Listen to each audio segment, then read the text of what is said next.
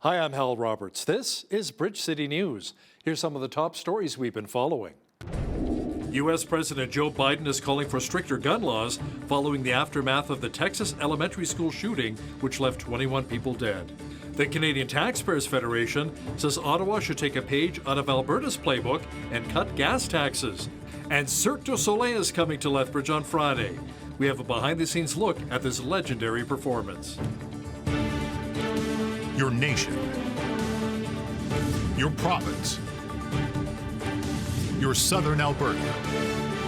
From the heart of Lethbridge, it's Bridge City News with Hal Roberts. Thanks so much for joining us. Just 2 days before the shooting at an elementary school in Uvalde, Texas, an Instagram account linked to the shooter, Salvador Ramos, posted a picture of 2 rifles lying on a carpet. The 18-year-old shooter then messaged someone on a social media account saying, "I got a little secret." The shooting at Robb Elementary School in Uvalde, Texas, left 19 children and 2 teachers dead. 17 people were also wounded.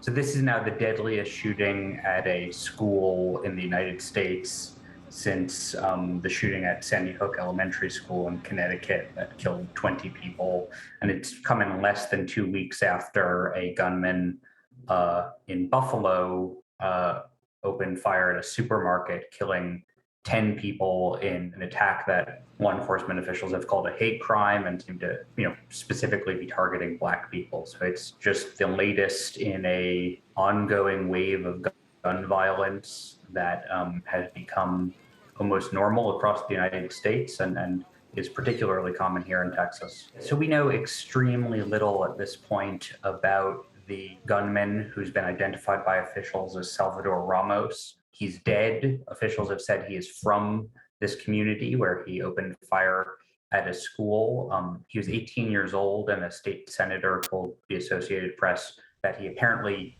very quickly after turning 18 went and purchased a firearm. We don't know a lot of details about that, and it's very much still the subject of investigation. Already, just in hours since this shooting, as we're still learning the number of dead, we have seen really stark responses from elected officials. We had the senator from Connecticut get on his knees in the US Senate today and beg his colleagues to take some action. And we've got the governor of Texas and the state senators from Texas set to speak at a NRA event on Friday. It's, I think shows just how divided the United States and the governments within them are on the question of guns and who should be able to get them. U.S. President Joe Biden delivered an emotional call for new restrictions on firearms following that tragic shooting in Texas. Biden says stricter gun laws are needed right now. As a nation, we have to ask, when in God's name are we going to stand up to the gun lobby? When in God's name we do what we all know in our gut needs to be done? I am sick and tired of it. We have to act. And don't tell me we can't have an impact on this carnage. Residents in Uxbridge, Ontario are cleaning up and surveying the damage to their homes in the aftermath of a deadly storm that barreled through much of Ontario and Quebec, leaving 10 people dead. The sky went black. There was a great whooshing, roaring, screaming, howling, and suddenly there was a crash. A tree fell down in front of the window I was standing in front of, broke the window. I heard more crashing. It broke down roofing over my patio. Smashed the furniture, smashed tiles off the roof, did everything. And it lasted about 3 minutes. She called me on Saturday evening and told me what had happened. And I told her that I'd be down as soon as possible. I said, I hope you don't mind, but I really need you. And so within 4 hours, I packed up everything, grabbed a few tools and essentials, and made my way to here. Basically trying to make everything go back to normal, as much as normal is. But it's not ever going to be normal again. The Canadian Taxpayers Federation agrees with CPC leadership candidate Pierre Poilievre that the Liberals need to give Canadians a break while inflation is at a record high. They want to see Ottawa follow Alberta's lead and cut the fuel tax They also want to see the carbon tax eliminated during these difficult financial times. Now, to discuss this in more detail is the federal director of the CTF, Franco Terrazzano, who joins us now from Ottawa. Franco, how much savings would this potentially mean for families? Well, Mr. Poilievre's proposal is right on the money. He's right that Ottawa is making life more difficult for struggling Canadians because of the big tax bill that they're collecting at the pumps. Now, Mr. Poilievre's proposal, I mean, it could save a family about $20 every time they fuel up their minivan. So this is a big deal. And we have to remember that in Canada, up to 38% of the pump price can be in taxes alone, and that big tax bill is only set to get worse. By 2030, taxes could make up about 96 cents per liter in Canada because of the Trudeau government's tax hikes. Now, we all know that these high prices are painful, and it's the big tax bill that are making these high prices even worse. Now, have you heard from the Trudeau Liberals? Are they considering giving Canadians a tax break?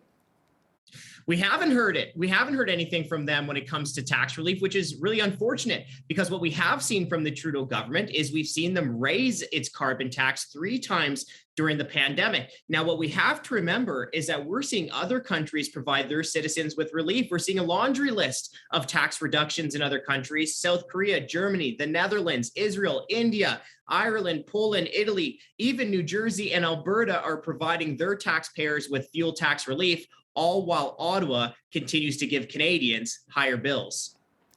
Thanks so much, Franco. That was Franco Terrazzano, Federal Director of the Canadian Taxpayers Federation, joining us from Ottawa. Freedom Convoy organizer Tamara Leach will now be allowed to return to Ontario to receive a special award being presented to her June 19th from the Justice Centre for Constitutional Freedoms. Ontario Superior Court Justice Kevin Phillips says the courts are not the thought police and are not in the business of controlling political views. He says Tamara Leach has not breached any of her bail conditions. Now, to discuss this in more detail is Eva Chipiuk, a lawyer with the Justice Centre, who joins us now from Edmonton. Eva, Justice Phillips did say, however, that Ms. Leach cannot go on social media? He maintained that restriction as a bail condition, that she cannot even log in on social media. He found that that's still reasonable in the case. And citing the reasons was to stay away from what he called toxic groupthink.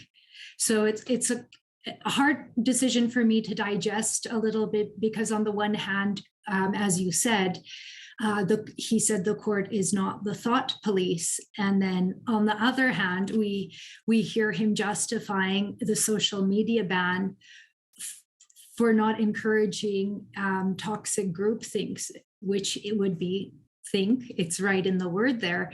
It's not conduct, it's thought. So, Eva, what is the latest with Tamara Leach's case? This is actually the third bail review, which is quite uncommon in a criminal matter. The first one she was denied, you might recall. Second was an appeal of the bail, and then the initial bail conditions were imposed on her. This was an appeal of those bail conditions, and as we discussed, it's basically remained the same, but for she's now able to enter Ontario, minus a portion of downtown Ottawa. So the next step is actually the trial, which what it sounds like, it's meant to be about a 6-week hearing, and that we wouldn't expect until, I would expect, next spring, summer. That was Eva Chipiuk, lawyer with the Justice Centre for Constitutional Freedoms, joining us from Edmonton. Is Alberta's healthcare crisis growing? Now, according to the province's opposition NDP, it definitely is. Health critic David Shepherd and finance critic Shannon Phillips quoted Health Minister Jason Copping saying that Alberta's healthcare system is operating near normal. However, they argue that's not really the case. An Albertan named Donna had her open heart surgery canceled just a week ago in Calgary, 5 minutes before the scheduled time, because there were not enough resources to care for her post-operation.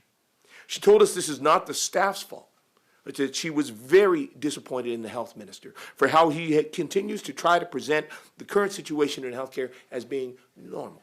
Last week, I attended an information session organized by AHS where we had the city, the Chamber of Commerce, we had economic development, we had the college, local school boards, all there to discuss efforts to attract doctors.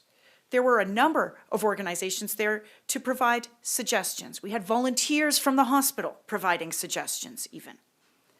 It was described that day as a community problem.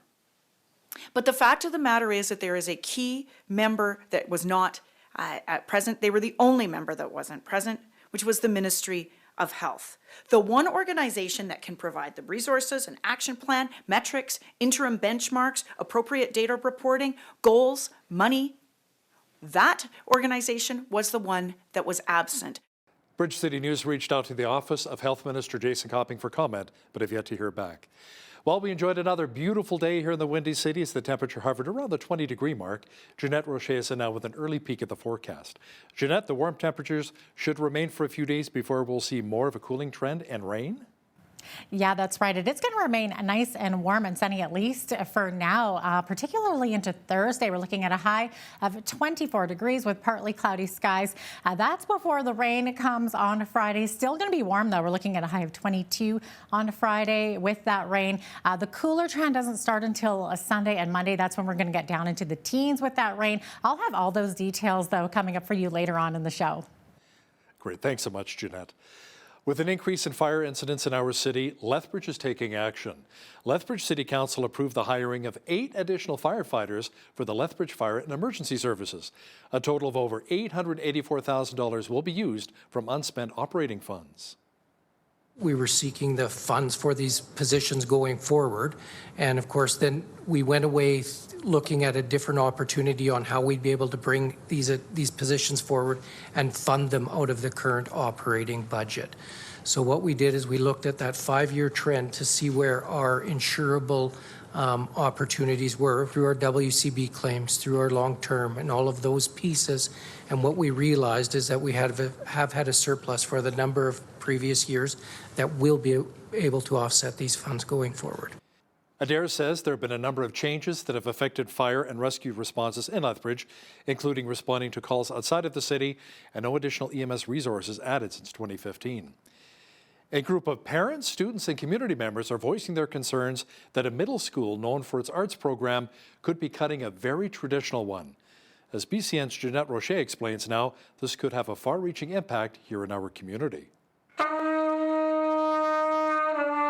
For Isaiah Chadney, playing the trumpet is a way of life. Music is everything. Right now, I'm getting my Bachelor of Music. I would love to follow up this degree with a master's and hopefully a doctorate. I would love to be a music professor. And his love for it all started right here at the GS Leki Middle School band program. That same love of music is shared by Joel Orr, a current grade 6 student at GS Leki. I like being in band a lot, and I like playing the clarinet, and I like music. Joel is the 4th sibling in his family to go through the middle school band program. For some of them, it really was their only place in school that they felt safe, and they felt that they could be themselves. So you can imagine their surprise when they found out GS Leki has plans to phase out the band program. It shocks me when schools take music out.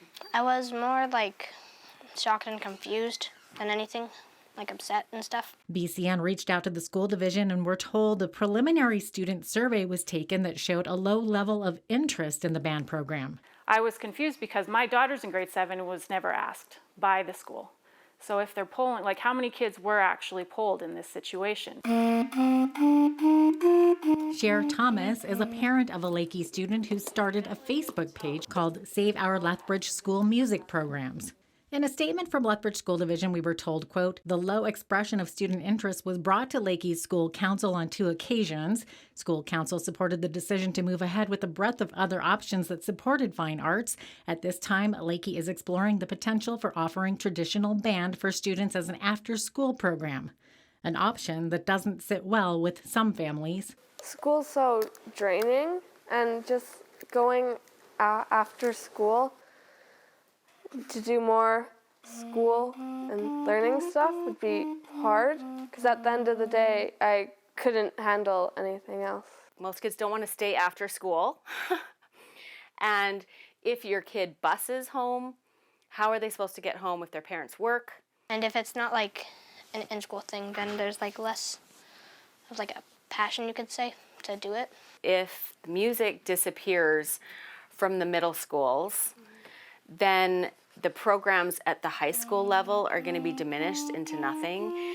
And then at the university level, all those students that are now studying to become music teachers, they will have no jobs.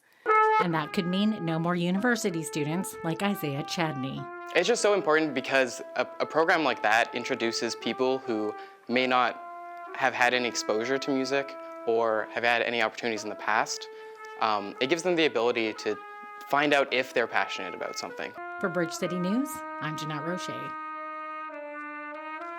Well, expect your imagination to be taken to new heights when Cirque du Soleil's new bug-inspired show, OVO, will have you on the edge of your seat beginning Friday at the NMAC Centre for 3 consecutive days.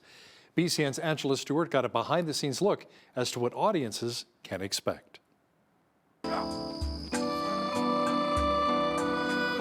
Get ready to be transported into the ecosystem as Cirque du Soleil presents OVO, a totally revamped show that's made its way to Lethbridge. For each creation by Cirque du Soleil, there's always a few years where, we'll have an idea, we'll go with a creative team, and then we research. So for OVO, the theme of insects was what came up. OVO, which means egg in Portuguese, will showcase the theme of insects. Oversized flowers, 52 acrobats that are actually spiders and crickets and butterflies and lots of different insects, of course, with the whimsical side and colorful vibrant costumes of Cirque du Soleil. Cirque du Soleil's OVO was created back in 2009 for the big top tent and then was reconstructed for an arena setting in 2016. Now we have this new version after the long extended pause that we've known. So it was a chance to add some new acts, to revisit the show, to look at the story and the clown moments. What is different about this show than some of the other shows that I performed on is the structure. The entire crew for the show consists of about 100 people,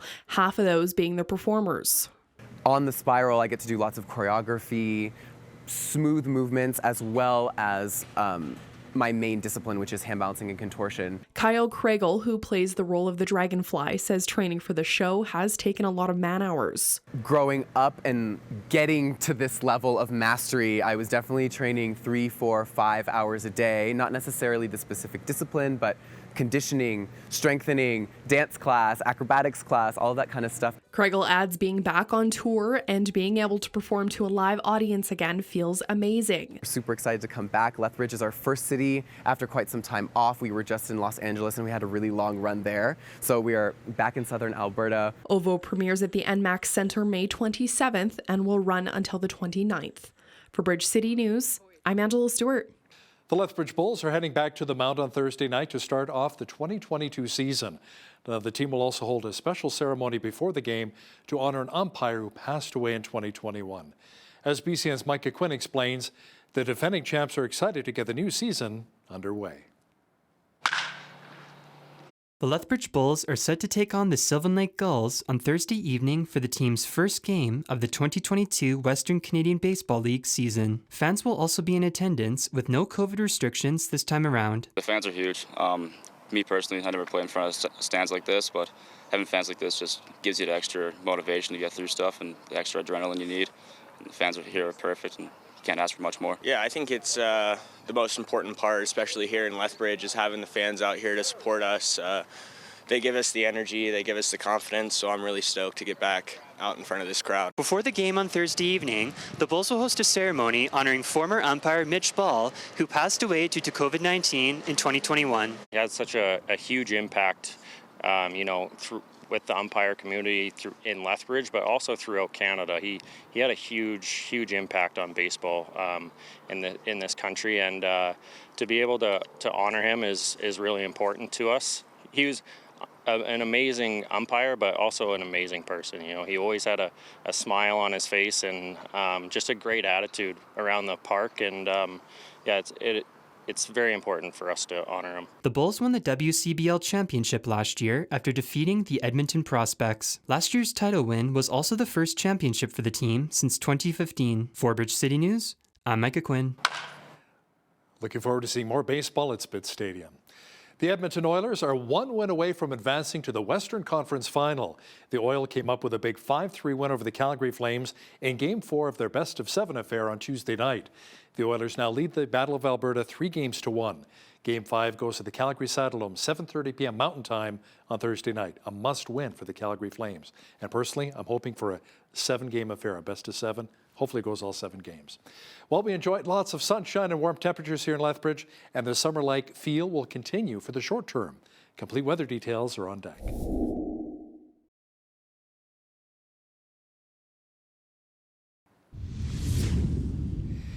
It was a beautiful day for a walk along the coulees or maybe taking your pooch to Henderson Lake. Jeanette Rocher is in now with all of the weather details. Jeanette, will the warm summer-like conditions continue? Yeah, for sure they will, particularly into Thursday. We're looking at a high of 24 degrees with a mix of sun and cloud. That is before that rain begins for us, though, on Friday with still a high of 22. Still a nice warm day that day, even with the moisture. Saturday looking at sunshine, high of 20 degrees, 13 on a Sunday. I was mentioning that's when that cooling trend begins. We're going to go down into the teen temperatures. So Sunday's high 13, 15 degrees is the high on Monday with a chance of rain, and then back up to 18 for next Tuesday with partly cloudy skies. So we're definitely going from almost the mid-20s into the teens. We're kind of a little bit all over the place, but the average high for this time of year, 20 degrees, average low 6 degrees. 29 was our high temperature on this day back in 1983, and in 1955, look at that. It was a chilly -1. 5:35 is when the sun rose this morning. Our sunset this evening at 9:22 p.m. So giving us close to 16 hours of daylight as we're getting closer to that summer solstice. Okay, so on the west coast tomorrow, 15 degrees the high in Victoria, partly cloudy skies, high of 17 tomorrow in Vancouver. Looking at periods of rain there. Edmonton, mainly sunny skies, 20 degrees the high there, and a high of 21 tomorrow in Calgary with a partly cloudy skies. As we look to the rest of the prairies, Saskatoon's high tomorrow, 24, should be a lovely one, sunshine. Same thing for Regina. Look at that high there, 26 degrees. That's more like it. That's like summer temperatures. 25 the high in Winnipeg tomorrow with partly cloudy skies. So they're definitely loving it over there, our friends in Winnipeg for sure. They definitely deserve it after that nasty long winter. Looks like a risk of thunderstorms tomorrow in Toronto, high of 24 degrees, 23 the high tomorrow in Ottawa, periods of rain. Chance of showers tomorrow as well in Montreal with a high of 24. As we look further east into Atlantic Canada, 20 degrees the high for Fredericton. The same thing for Halifax with partly cloudy skies, 20 also in Charlottetown tomorrow, and a high of only 11 degrees in St. John. Should be a bit warmer though inland. So there you have it. That is your forecast. Employees at 5 Starbucks locations in Lethbridge are looking to become part of a union. The United Steelworkers has filed an application with the Alberta Labour Relations Board for a union certification vote on behalf of the 115 employees. An organizer says Starbucks workers have faced unrealistic expectations from the coffee giant.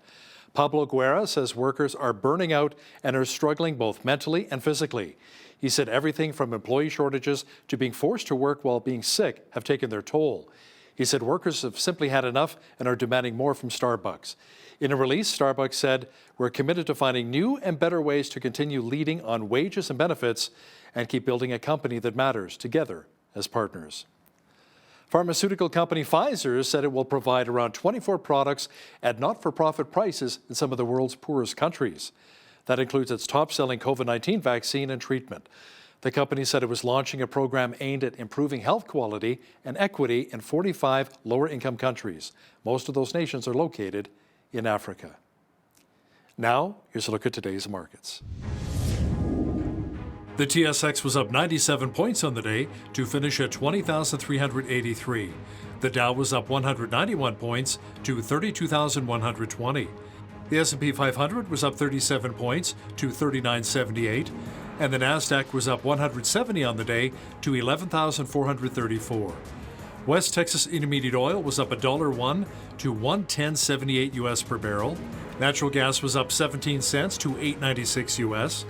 Gold was down $12.45 to $18.54 US an ounce, and silver was down 12 cents to $22 US an ounce. Feed wheat is at $15.65 per bushel, barley's at $10.19, canola's at $25.65, and corn is at $12.19 per bushel. Live cattle were down 43 cents to 132.30. Feeder cattle were up 10 cents to 154.60. And lean hogs were up 3 cents to 109.05. The Canadian dollar was up slightly over the past 24 hours to 78.02 US.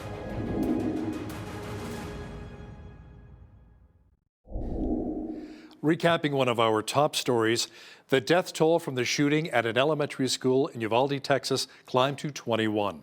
That includes 19 children and 2 teachers who were shot and killed when 18-year-old Salvador Ramos opened fire on Tuesday. 17 people were also injured during the attack. U.S. President Joe Biden says now is the time to take on the gun lobby groups and have stricter gun laws enacted. So what is the role of the church today? If you were to ask lead pastor Kelly Stickle of Parallel Church in Lethbridge, it's to be more of an outreach ministry. Pastor Kelly will have details in an interview with Jeanette Rocher in just a moment.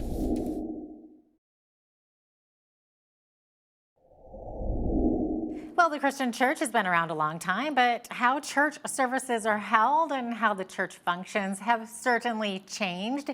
So what should it look like in modern times? Well, joining me to discuss this is Kelly Stickle, who is the lead pastor at Parallel Church in Lethbridge. Pastor Kelly, so great to have you on again. Thanks for joining us. Thanks so much, Jeanette. It's great to be with you again. Awesome. Okay, so first of all, many viewers know your church by its former name, right, which was My Victory Church. So why the change and what's the significance of your new name? Yeah, well, that's a loaded question, but the big driving force behind that this last 2 years, as you know, and everyone of your viewers is well aware of, was very disruptive in multiple ways, not just with COVID, but with also a lot of the political disruption, a lot of race issues, especially south of the border, and a lot of, I think, a lot more divisiveness in culture as a whole. And I think for us, we wanted to stand out and saying, as a church, Jesus called us to unity. As a church, he called us to separate ourselves from society in many ways. And so we decided in the midst of all the divisiveness, we wanted to come alongside. And so we chose the name Parallel to say we want to walk with people. We want to come alongside with people and be a voice that is opposite of what is becoming the norm in society today and divides and divisiveness. Mm-hmm. Okay, there you go. That was a loaded question with a loaded answer. Thank you for that. So, Kelly, your church slogan is for love and impact. So I think for years, many churches were known for what they stood against, right? But it's also important to let people know what the church is for. So it sounds like your church wants to be known for love and for having an impact on the community. So maybe you can unpack that a little bit for us. Yeah, well, it really stood out to me, John 13, Jesus's conversation with his disciples. It carried on into John 15, of course, where multiple times he said, "A new command I give you, love one another as I have loved you." And when Jesus gave that command, it wasn't an additional command to what we have in the Old Testament. It was in essence a replacement command that is the command that we as Christians are supposed to live by. So we're saying, okay, we're going to love, but we're not just going to love. That's a flowery word in society and misunderstood in many ways, but we're going to love like Jesus loved. And Jesus loved unconditionally. Jesus loved the outcast, those that were considered in his time the unlovable. And he extended love to the point of giving himself and his life in love for his friends, like it says. So we're like, we want to love like that. And we want to follow Jesus' command, but we don't want to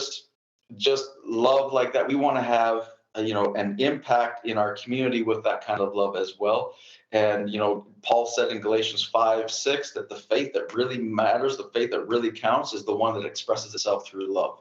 And that kind of became our guiding verse, saying we're going to impact our community, but we're going to do it the Jesus way and do it with love. And so that, again, we definitely want to be what we're known for, not what we stand against or who we stand against, but we want to be known as a church that comes alongside and loves and impacts. Mm-hmm. I think sometimes people who don't regularly attend church might see things through that lens of, us against them or the church versus society. So what does the church need to do to communicate to others that they are welcome to come as they are with all their imperfections without being judged? I mean, people are attending because they want some kind of direction, right? Yeah, and I think part of the big shift for me, I've been pastoring for over 25 years now, and part of the big shift for me is that I've always pastored and led churches with it in mind of I want to get people in the community to come in to the church. And where I've shifted in many ways and seeing, what Jesus modeled and how Jesus did his ministry, but then also really studying the early church in the first 3 centuries in particular and how they modeled what Jesus instructed them to do. And I realized that, we can't just wait for the community to come to us when they're ready. We really need to go to them. And I know that sounds, cliche and that sounds easy to do, but going, no, wait a second, we put all of our energies, all of our finances, all of our staffing as a church, all of our monies into weekend services and hoping that people are going to show up to that. And we're like, no, wait a second. Let's reposition how we do church, what we think about church, and let's invest more in going to the community throughout the week rather than expecting the community to come to us. So I think the biggest divide has been when we've created the church as a gathering place, a social club that gathers once a week, and saying, no, that's not what we're called to be. We're called to not attend church, we're called to be the church. And so let's go to the community and reach them rather than waiting for them to come to us. That makes a lot of sense. Now, I know on your church website, you actually invite people to these house parties. So what's that all about? Yeah, well, we looked at everything, all the language we use, and we realized that a lot of the small groups that we have, and small groups is a cliche for a lot of Christians, that people are like, I don't really want to be a small group, and they look at it as a Bible study where one person's going to teach them, and they're not sure if they're going to agree, and they'd have to go with people they don't like. We're like, no, everywhere Jesus went, he threw a party, and it was a lot more about relational connection. Again, studying Jesus's ministry, he was all about the relational connections, and he wanted to go to Zacchaeus' house and have a party, and he never taught it did anything. Just the relational connection led to Zacchaeus' salvation. So we wanted to really emphasize the gathering, especially throughout COVID and all the rest of it. We wanted to really emphasize the relational side of things, and said, hey, let's just rephrase that to house parties. And in the midst of the relationships, it's amazing. The deeper the relationships, the more spiritual the conversations become, and the deeper we can go into scripture when we have relationship and when we have trust. And so we wanted to start with that on that basis first. And then instead of saying small group, hey, let's have a house party, let's gather together, hang out, watch a hockey game if we need to, whatever it's going to take, just to gather. Yeah, and I'm just curious too, with COVID, I would imagine it was very difficult to do those small groups, those house parties. They were non-existent pretty much, and so it's so nice to open up people's homes again and invite others in. But have you found that attendance is a little bit different ever since that whole pandemic took place? It's like people were in a momentum, COVID happened, and it's like the world just stopped, and so many people's interests have changed. And how have you found that, and how have you dealt with it? Yeah, absolutely. We definitely have discovered that there's a difference in attendance. But again, as a pastor, I wasn't panicking to the degree of saying, well, people aren't coming back to the church. It's like when I hear that from pastors and from leaders, I begin to question going, well, again, that weekly social gathering that at a building, is that the church, or is Christians, and how do we reach them? We're reaching them at different levels. So I'm not so worried about, who, is attending or not attending, or how often they're attending, or is our numbers back, pre-pandemic. What I really want to focus on is are we equipping the church to reach them and making a difference and an impact in the community? And our attendance did, take big hits like everybody else's and go through that. happily, we're right back on track and going again and excited. But our focus as pastors and as leaders has really shifted in saying, okay, let's not put all of our energy into just getting bums in the seat on a Sunday and think that that's church. Let's equip the saints to do the work of the ministry throughout the week. Yeah, absolutely. Now, Kelly, you believe that a church should choose unity over uniformity, right? So, which means like aligning, even if we don't agree on everything. So, that can be a challenge, obviously, when we live in a time like now where there's so much division, as you've been talking about. And of course, we're living in this cancel culture now. So, what does it take to stay in alignment with one another if we see things differently?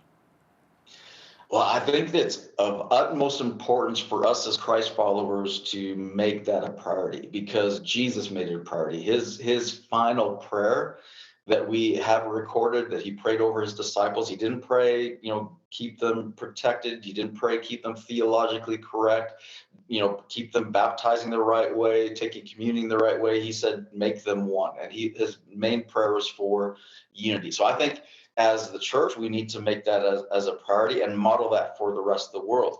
Where it comes to unity, not uniformity, is if we value unity over uniformity, meaning that we don't have to all agree to be in unity. We can be in unity even if we disagree, especially if we disagree.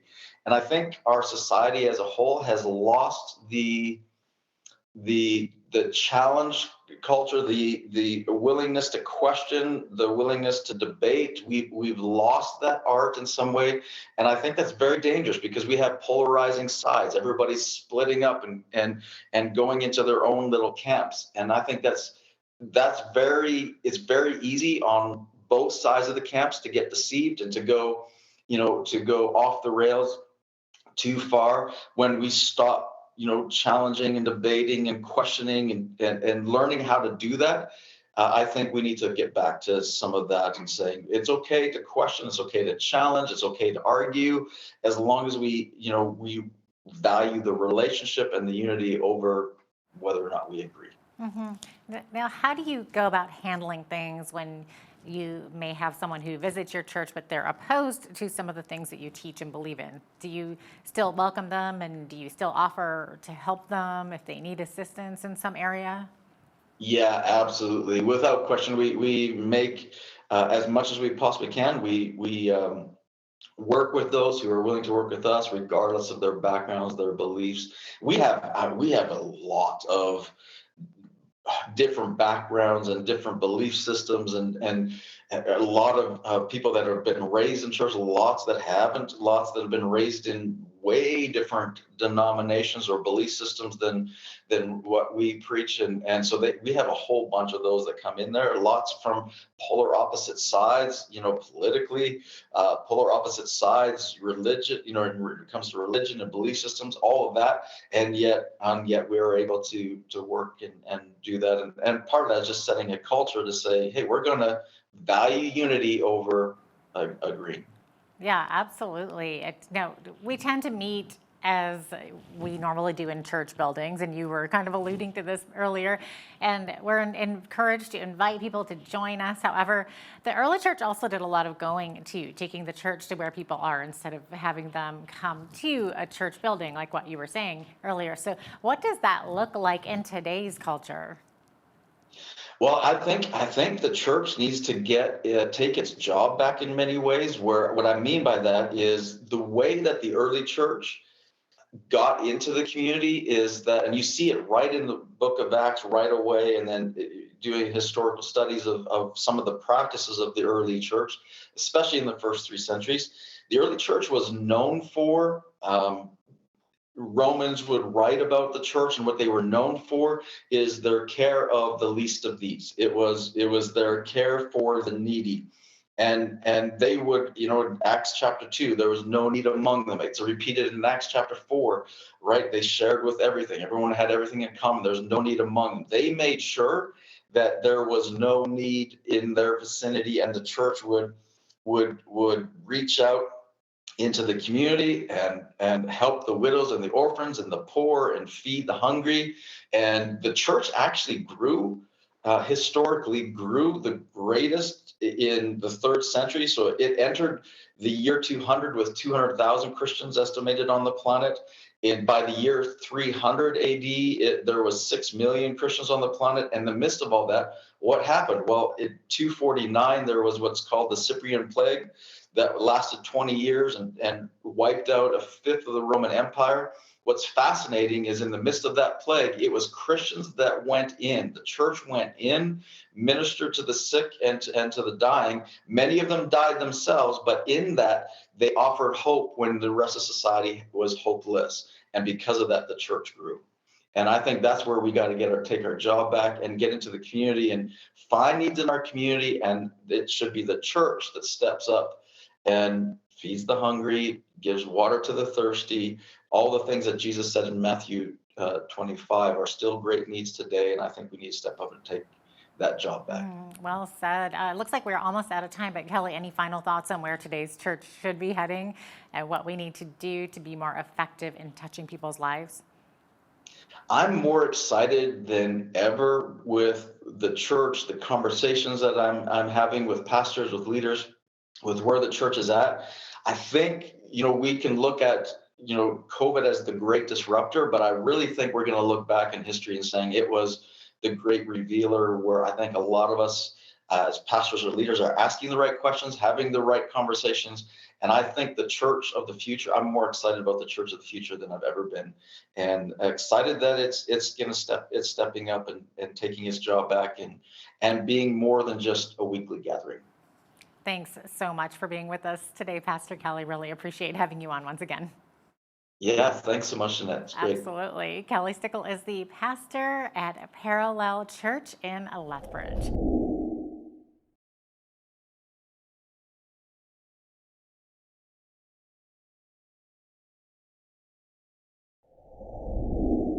Following the recent Texas synagogue hostage situation, we started thinking, well, how prepared is the average person for an active shooter situation?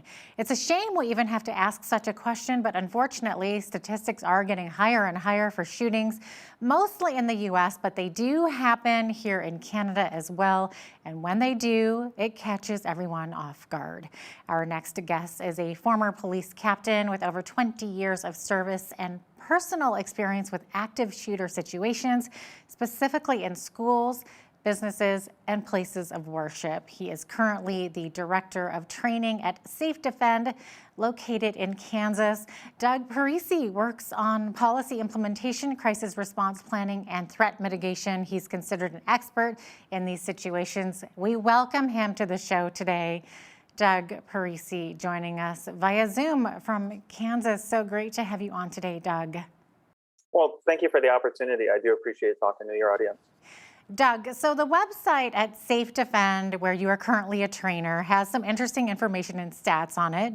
So what stood out most to me was the amount of casualties reported in such events when civilians get involved with thwarting the shooter, as opposed to waiting for police to come and handle the situation. I think it said something like 3 casualties if civilians get involved versus 14 casualties if you wait for police. This is staggering. It is, and that goes down to what happens when you are prepared, when you understand that. One of the things I do want to caveat real quick with your audience is understand that these incidents are extremely rare. You're more likely to be struck by lightning than be in a situation like this. But what you have to understand is that they are possible. Whether it's a disgruntled employee or something that happens to work, a disgruntled customer, a domestic situation for a coworker or something you're involved in, these type of hostage situations or violent events sometimes just happen to occur around you. And it's about being prepared. And one of the hostages in this situation definitely commented that his training is what kicked in and enabled him to survive the situation. And so that's the reason we're talking here today. That's fascinating. Maybe talk about your line of work and your experience with shooting events. So what's interesting is I was in law enforcement for 20 years, but going all the way back to when I was 13 years old, my high school, the district that I was in, there was a shooting. Unfortunately, two children lost their lives, but it was at Parkway South Junior High. I was at Parkway Central. But I saw the aftermath of it. There was the trauma, the fear, the stuff that you would experience as a 13-year-old. And I saw what they did was They locked the doors, they put up cameras, they got a school resource officer, they got two-way radios for the staff, and it was all an idea like, hey, this is what we know we should be doing. The unfortunate thing is that too much has gone on in that time frame, but we're still doing the same thing. The recommendations are always access controls and having armed security and things like that. And what we look at is we understand that it's not always about that. A lot of the times what you have to do is be prepared. When I was with the statistics that you talked about civilians intervening, if we have seen incidents all across the country that sometimes don't even go get reported, where somebody pulls out a gun and the next thing you know, somebody tackles them or they engage them or they neutralize that person that's meant to do harm. And so there aren't any casualties. And so the casualty count is low, then we don't have instances like that. Unfortunately, we have things, school shootings or some other violent attacks that happen at synagogues and things where somebody's not in a position to take advantage of the situation and neutralize it or stop it. And then that's where the casualty counts start to get really high. The reason is it's not that law enforcement isn't doing a great job. It's just that it takes them so long to get there.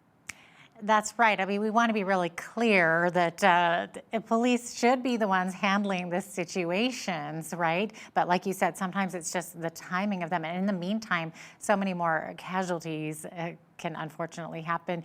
Maybe talk a little bit about the work that you do at Safe Defend. So first of all, what is Safe Defend? So Safe Defend is an advanced notification system. What we do is that it's basically, the simplest way to put it is it's a fire alarm for sort of a hostile intruder. Unfortunately, here in the United States, and I can't speak for Canada, but I know that the information is similar, you're more likely to be in a hostile event at work than you would be at a workplace fire. If there's a workplace fire, though, you pull an alarm, it notifies the emergency services, and notifies everybody in the building, and everybody knows the process and what they should do in order to prevent that. Our system comes with training, and what we do is that upon activation, people use, we have just like fire alarms around a building, we have activation stations. And so if something happened, all you need to do is put your finger down on it. If you're pre-programmed in the system, that'll activate the system. And then what that does is it sends emergency notices to law enforcement. It sets off alarms throughout the building. And then you implement the training we've talked about whether or not you should run, hide, or fight.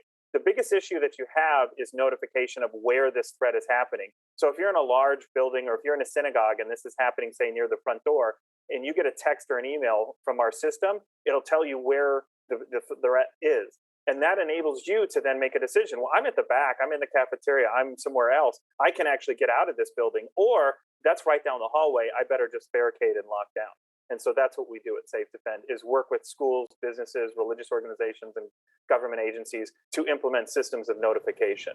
That's amazing. And you also talked a little bit about the training there. So give us your insight on thwarting an active shooter or hostage situation. I mean, like we said before, the natural response is to wait for police because they're the experts. They'll know what to do, right? But there are things that we as civilians can do. What are they? Yeah, ideally, you just said it best. Most of the time, we really want police who are trained and equipped to handle this type of situation, but there just comes down to circumstances where sometimes you have to act.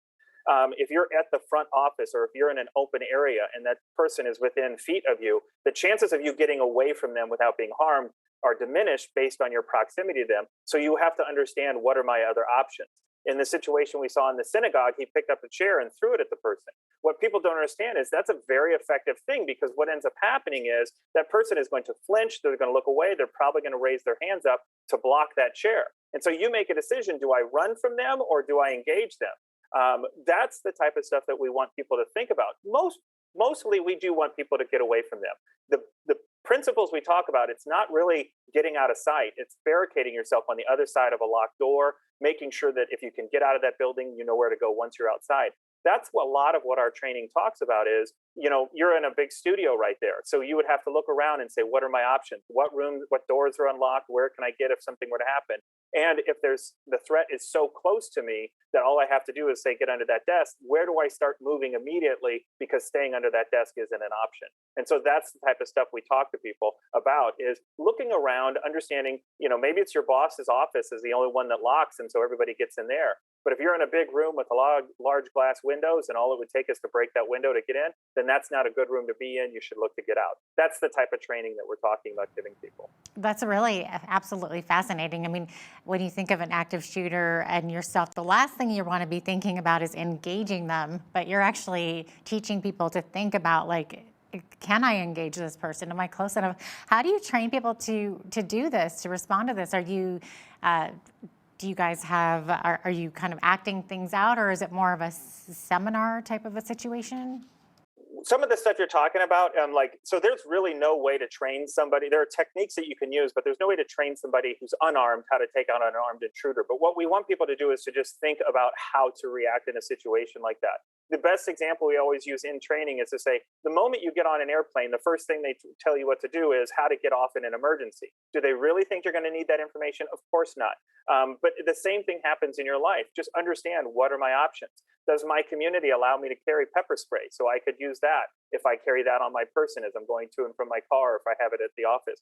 Things like that. If I had to use something as a blunt object, or a blunt instrument to strike somebody, how would I do that? If I am in a room that has a door with a small window on it, I can lock it. If a hand breaks that, or if that window breaks and a hand starts to come through it, what can I do to hit that hand to prevent them from getting to the lock or from hurting me?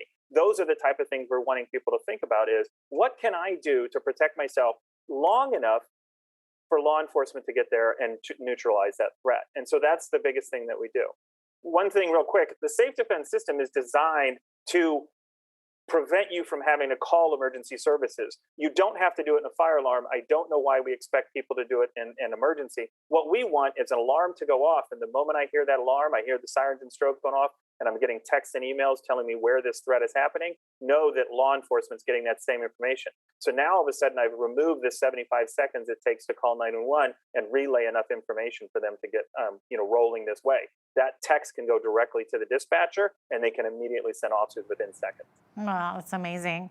How should people be talking to their kids about active shooter situations? Because, let's face it, it seems that the majority of these situations do seem to happen at schools, unfortunately. Those are the ones that are making the headlines anyways. So unfortunately, our kids are the ones that are kind of caught up in this.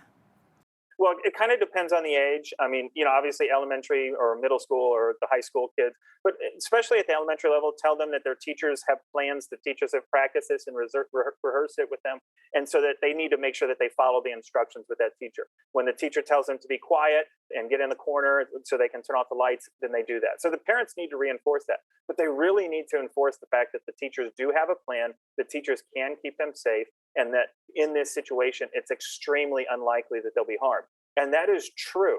Understand, there was a great study that just came out of Idaho here in the United States that showed the safest place for students is behind a locked door. And then as you get older with the kids, and all of a sudden now the kids might say, if they're 5th, 6th, 7th grade, they could start participating with helping with the barricade, making sure you're putting objects in front of the door, stuff like that. And then as you start to get into high school, you do need to talk to them about what they would do if they were in a cafeteria. Look for exits, look for the closest classroom, but make sure that they know that they need to get on the other side of a locked door. Here in the United States, there have been lots of studies over and over that shown that no active shooter has ever breached the locked door. It takes too much time to try and kick in a door or shoot out a door. You can't really even do those things. And so they're just going to move on if you're on the other side of a locked door. Those are the type of things we need to make sure our kids emphasize. But most importantly is to tell them that this is extremely, extremely unlikely that something like this would ever happen.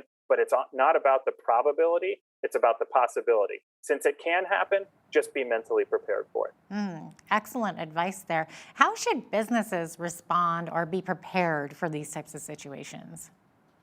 So the most important thing is the biggest lesson that we can learn from this synagogue shooting is the fact that they had a lot of the security that you would think about. They had cameras, they had access controls, they had locking systems, all that sort of stuff. But this is one of the things that businesses have to understand. A lot of times these things happen with people that already know how to get in your building, whether it is a current or former employee, disgruntled ex-employee, a customer that was harmed in some way or had a family member harmed, the domestic situation, or even a terrorist event. They're going to figure out a way to get in. In this situation in the synagogue, he just asked to come in, told them he needed some help, and they invited him in because he compromised their charity in order to bypass all the security they have there. And so this is where notification and immediate access to everybody in the building is so important.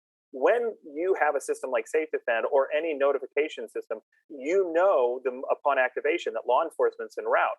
Unfortunately, in this situation, they had to wait till somebody called 911. There was some people that saw it on FaceTime that were calling it in, but that's a slower process. We'd rather have something that immediately notifies everybody in the building they're under threat, and therefore they can start to take steps. And so it's all about layers. You know, if you have an armed security or if you have a gate at the front that prevents people from coming into the parking lot, that's good, but that's not going to stop it. You know, if you have access controls with key cards and things like that, understand I could just wait for someone in the parking lot and get their access control. And so there's always ways to get in. So it's all about layers and procedures. But most importantly, they have to start having training, where to go, what to do, how the process gets notified, what the responsibility of the employees are in that situation.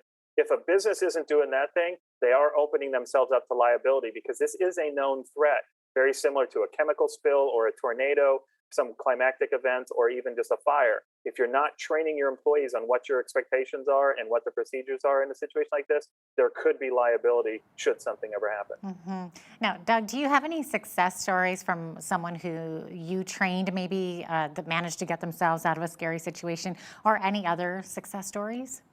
So if you remember the Las Vegas shooting, where unfortunately it was at the Mandalay Bay and the guy was up on the 34th floor and he was shooting down into the crowd.